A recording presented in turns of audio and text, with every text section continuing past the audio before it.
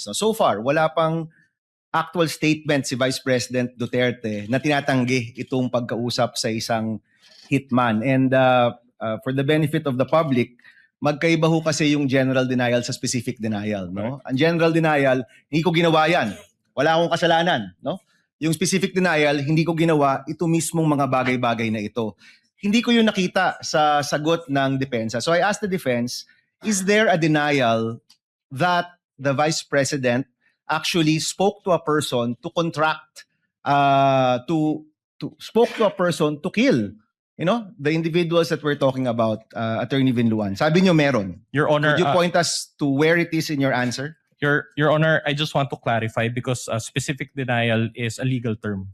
So in other words, we just want, in order to satisfy the query of Senator Judge Aquino, we will give him a copy of our answer, and we highlighted certain portions thereof, particularly paragraph 3 and paragraph 197 for his Can you perusal. read both paragraphs, Both please? paragraphs. Because I've also read your, I mean, kami dito, binabasa naman namin yung mga sagot ninyo at siniseryoso namin yan, no? So can you read the two, please? It reads, the rest of the allegations in the articles, including the supposed evidence attached therein, are specifically denied for being false, misleading, impertinent, mere conclusions of fact and law, and subject to the affirmative allegations and special and affirmative defenses below. And then Okay, that's Article 3.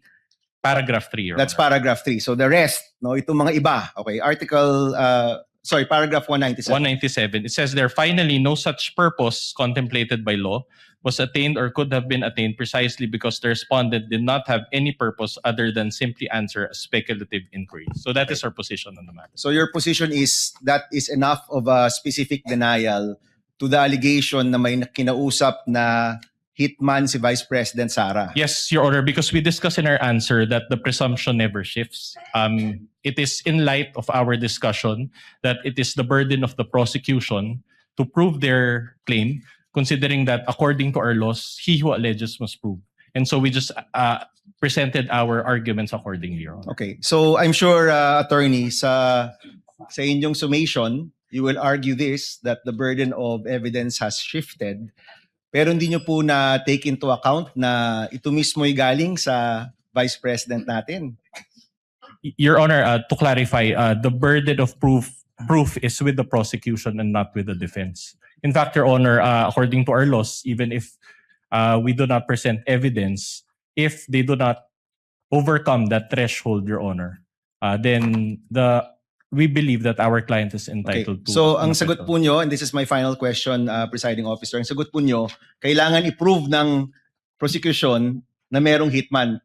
And you're not denying that the Vice President spoke to a hitman. No, we are denying that, Your Honor. It's just that was our presentation in our answer. Okay, so for the record, you are denying that the Vice President actually spoke to a hitman na, in fact, ang sabi nga ni Attorney Lotoc, hindi siya nagsisinungaling. Yes, Sinasabi nyo, actually, nagsinungaling siya at wala siyang kinausap na hitman. Yan pong sinasabi ninyo. Yes, Your Honor.